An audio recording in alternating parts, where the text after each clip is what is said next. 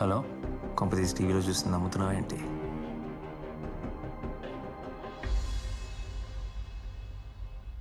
విష్ణు పేరు కూడా మార్చేశారుగా, వంశీ.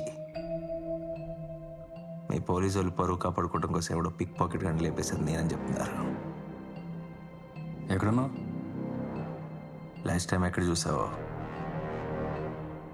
అక్కడే. ఒకసారి కలుద్దామా? తల తీసుకెళ్ళేటప్పుడు తల మీద ఉన్న నోట్ చదవలేదా? ల్యాండ్ అవ్వగానే ఫోన్ చేస్తాను. మీటింగ్ ప్లేస్ డిసైడ్ చేద్దాం.